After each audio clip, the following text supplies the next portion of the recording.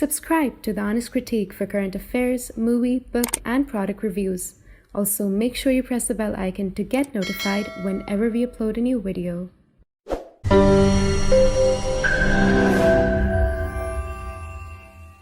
The views, information, or opinions expressed during the video series are solely those of the individuals and do not necessarily represent those of The Honest Critique and its employees. The following video contains strong language which may be offensive to some viewers. Viewer discretion advised. So hello and welcome to a very special episode that we're recording with Maj Gen Harsha Kakar, who was commissioned into the Regiment of Artillery in June 1979 and superannuated in March 2015 as a Major General. During his military service, he held a variety of appointments in every part of the country, including Jammu and Kashmir and the Northeast. And today we're going to talk about something which is taking place in our neighborhood and concerning, and we're seeing a lot of celebration from the Pakistan side, thinking it's a victory for them. So, sir, I want to start talking about the ISI chief visit first. So, ISI chief Faiz Hameed visited Kabul, and a lot of people say that it has to do with the new Taliban government formation. So, we saw him visit, and right after, like 3-4 days later, we saw the interim government formation. So, how much the ISI chief has to do with government formation? Largely, that is true. He has been involved with the government formation, possibly ironing out the differences and pushing in what Pakistan wanted. You'd notice that the government of about 33 members has got 14 proscribed UNSC terrorists on the group. The moderates as well as the Doha negotiators have been pushed away. It is largely a Pashtun-dominated government with just 2 Tajiks and 1 Uzbek within. And basically, all of those who hold major posts are pro-Pakistan. The most important post is held by Sirajuddin Haqqani, which is of the Interior Ministry, and he's pro-Pak. But while Pak may be celebrating the appointment of the new government, this is added to not only global concerns, but it's also pushed back a number of countries in the neighborhood away from Afghanistan. It is added to turmoil within Afghanistan. It is going to add to turmoil within and around Pak. So there's a lot which will happen when a government of this nature is pushed through without really, catering for global demands and global acceptance, which is something which Afghanistan needs desperately, but which Pakistan wants to avoid. And sir, looking at the nature, since we're talking just 2 days before the 20th anniversary of 9/11, how do you see US view this? Because majority, as you mentioned, of these people who are part of this interim government are in FBI's most wanted list. See, the US Secretary of State made an announcement yesterday where he said that in case the government in Afghanistan caters for human rights, we may consider engaging it. At the same time, the CIA chief was in Delhi and he met Doval yesterday, possibly maybe going today to Islamabad. I wouldn't say Islamabad, that's a wrong term to use. He'll be going possibly to Rawalpindi because Islamabad has no hold. Now, that is what the US has said.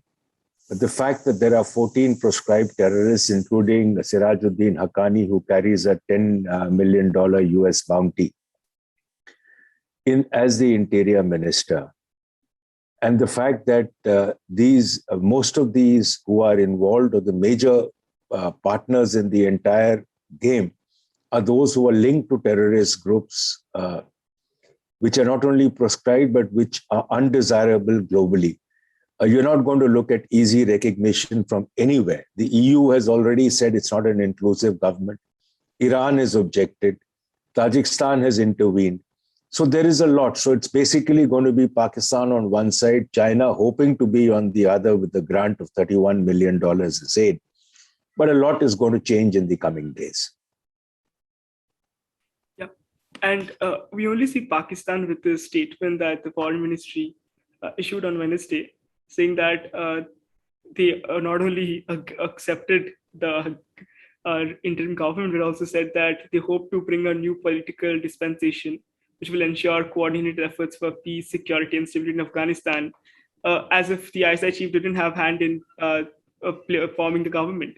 In fact, I just tweeted on that when I said that when you form the government, how do you announce that you expect it to do something? So it doesn't make sense. But at the same time, you'll find Qureshi is crying globally in any meeting or any forum that he addresses that Afghanistan is facing an enormous humanitarian and economic crisis and the world must come to help. Now, when you form a government which the world disagrees with, why will the world come to help? Because any money that goes in is not going to work. Humanitarian aid is something which is for the people and that may come through, which is going to be basically foodstuffs. But if you expect financial aid to come in to support the Taliban government, it's not going to work. And if the Taliban thinks that it's going to use drugs as a means of trying to regain the money or trying to build its economy, an economy cannot build on this. You need a global financial recognition. Your $9.5 billion is blocked. So how are you going to manage to run your country without any aid? Because you cannot run banks, you cannot open banks, you cannot do any financial global transactions. So where are you left? I want to cover a little bit about the factions as well in Taliban, the tussle that's going between the brother camp and Haqqani, we saw. And Pakistan might not be backing the Mullah brother camp because of the moderate views, and they want to back the Haqqanis. So how stable do you think the government might be in the longer run, given the fact that the Haqqanis have not got the deputy post? See, the Haqqanis not having got the deputy post is immaterial. They've got the major posts that they wanted. Because now the deputies will be sidelined with the interior minister being a Haqqani head and one or two more posts having gone to the Haqqanis. So they're going to actually rule the roost. The Mullah Baradar is actually being sidelined by the current government. Now, Stan Casey, whom the world was hoping would come in as a foreign minister, has gone in as a deputy. So again, he's been sidelined. So basically what Pakistan has pushed through is the Haqqani group. And it's hoping that by pushing in the Haqqani group with whom the ISI has close links, it will be able to gain a stronger foothold in Afghanistan. That's what it's hoping for. Whether it will or not is something which time will tell. But the internal scenario, because Iran has displayed its unhappiness with the Hazaras being totally ignored, which form a large population there, almost about, I think, 1/10 of the population of Afghanistan. And they dominate a few provinces. So that's also an issue. So there are multiple issues. And the army chief whom they've nominated for the new government is a strong supporter of ETIM, which China wants to suppress. Haqqanis are close associates of the ISIS, whom again the global community wants to suppress. So now with this sort of a rule, plus the Haqqanis are close with the JEM and the LET. Right. So now with them holding the roost, how do you expect these terrorist groups to be actually controlled or written off? So that is going to be an issue which is going to continue. And we have the US State Department in one of the press conference mentioning that the Haqqanis are not a part of the Taliban. They are two separate entities, and we see Taliban, including Haqqanis, in the interim government. See, that was the US intent initially, hoping that they will be able to push through an inclusive government which will be controlled by moderates. But now with the way it's turned, I think the US will now, sometime later, the State Department will come in and say that the Haqqani and Taliban are hand in hand. So you find such reversal in statements are common. Moving on to a little bit about the Taliban actually mentioning that the coordination part with Pakistan, they're saying they'll try to be as independent as possible. But given the fact about the Shuras, that the Consultative Council, the Taliban takes action based on, the Quetta Shura is based on Pakistan, and it's the ideological and political think tank of the Taliban. How much do you think the Taliban might have an independence of taking their individual decision without Pakistan's involvement? See, Pakistan is hoping for three things as far as the current government in Kabul is concerned, which is why it pushed in for the Haqqanis to come in. Number one, India should have no major role, which currently appears to be the state because India is in no hurry to reopen its embassy or provide any aid unless it's absolutely satisfied on the way Afghanistan is going to turn. Number two, it hopes that the current government will suppress the TTP. Now, the TTP is closely linked to the Haqqani network and has sworn allegiance to the Taliban. The Taliban has already told Pakistan that the TTP is your problem. You handle them, you negotiate with them, you talk to them. Now, Pakistan has all along been saying that the TTP has been funded and supported by India. Now, is Pakistan going to talk to a group which they claim has been supported and funded by India? The last few days, the attacks by the TTP on Pakistan troops indicates that there is no control over it, and nor will there be any control over it. Despite the fact that the ISI chief was sitting in Kabul, the attacks on Pakistan soldiers continued by the TTP. Evidently, this will not succeed. So Pakistan will have to form its own means. Third, it will want the government in Kabul to sign on the dotted line, making the Durand line the border between Pakistan and Afghanistan. Now, that again appears to be unlikely because no Pashtun in his right senses will ever accept the Durand line. There are already reports of the Taliban forces who are guarding the border, or whoever is there, whether it's Haqqani or Taliban, they're all one, already telling the Pakistanis that the Durand line has no meaning for us. And as far as they are concerned, Atok and Peshawar is where they consider as part of Afghanistan. Now, will they sign on the dotted line? Well, the only way Pakistan can manage it is by keeping Afghanistan in turmoil or by keeping it suppressed, that they don't interfere or don't raise the Durand line issue at all. How long will it happen? How long will they keep quiet? How long will they see if in case the government is not able to hold Kabul and there are problems coming in, which any country does, you find Pakistan doing that, is it starts to look outwards. And the only place where you can look outwards to gain support from the very large Pashtun population of Afghanistan is to raise the issue of the Durand line. So how much will Pak succeed in the long run? And when exactly will the government in Kabul begin raising the Durand line? Because there are already reports coming in that they've never accepted, even with Taliban 1.0, which was surviving on a subsistence economy. Pakistan tried to push them to sign on the Durand line, but they refused. Taliban 2.0 will no way do it. So how much will Pak gain at the end of the day is $1 million question. Yeah. And amidst this thing arises, where's Hibatullah Khunzada at this picture? It's been said that he's hiding in Pakistan, but he gives a statement yesterday to uphold the Sharia law. See, he is supposed to be the supreme head who will only handle religious issues. The running of the government is by the Prime Minister, his two deputies, and the total 33 that were announced yesterday. So he is going to remain the supreme head on a similar manner as in Iran, but he will not have any role in the day-to-day running, though they claim that the final decision will always be his. Okay, and I want to talk a little bit about what do you think if the government that was portrayed, it's not inclusive. A lot of people were anticipating Abdullah or Hekmatyar or in his role probably out there, or Karzai's in fact role out there. But do you see an inclusive government anytime in the future from Taliban? Unlikely to happen, because once you get power, you're not going to share it with someone else. That's number one. Number two, one of the agreements was that none from the earlier government will form part of the current. That is what even Pakistan wanted to push, because both Abdullah and Hameed Karzai have been against Pakistan's role in supporting the Taliban. So that's unlikely to happen. What will happen possibly is a rise in the resistance movement within Afghanistan.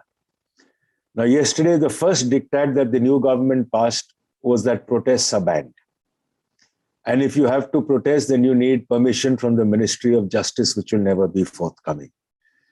The second that they passed is women will not play cricket. So what you're actually doing is you're going back on all those promises that you made to uphold human rights and support women. So everywhere you're moving back. Now to get in, moderates would have meant accepting this. So those like Hamid Karzai and Abdullah, who were moderates, are nowhere going to come in the picture. But yes, as a result of this government, you're going to find a rise in the resistance movements in different parts of Afghanistan. Yeah.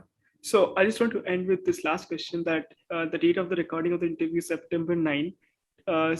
Exactly 20 years before Amir Shah Massoud, Afghanistan's iconic leader, was assassinated. And a few days back, Fahim Dasti was killed on Sunday in the Battle of Panjshir. So the resistance force actually now led by his son, Masood's son, Ahmed Masood and Amrullah Saleh. Though Taliban got hold of Panjshir, how do you think this resistance force might be coming into the picture in the longer run? What have they got hold of? The Panjshir Valley? Only the province. What about the heights? What about the heights? No, what about the heights? You see, if you have to control, it's an example which is being quoted by many people who've gone into it. It's like the Kargil issue. We control the valley. But Pak came and occupied the heights.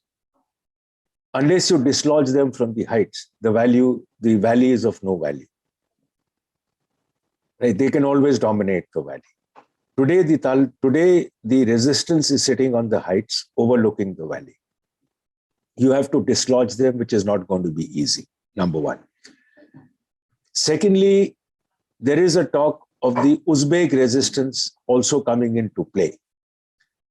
Thirdly, if you look at the current resistance of the Northern Alliance, with the Taliban and Pak forces attacking them, there were attacks by Afghan aircraft which had moved into Tajikistan, which implies tacit support from Tajikistan, which further implies approval by Russia. Okay, so this means that there are proxies being involved in Afghanistan. Now, Iran, in case anything touches the Hazaras, which as it is their anti, because Hazaras have not been included, their trained forces which were involved in Syria, comprising of Hazara Shias in Afghanistan, are going to be released. So you're going to find a set of proxies operating in Afghanistan. And the only country which has been sucked into this battle of proxies is Pakistan. Can it get out? Will it dump Afghanistan and get out? Will it continue fighting the battle of proxies?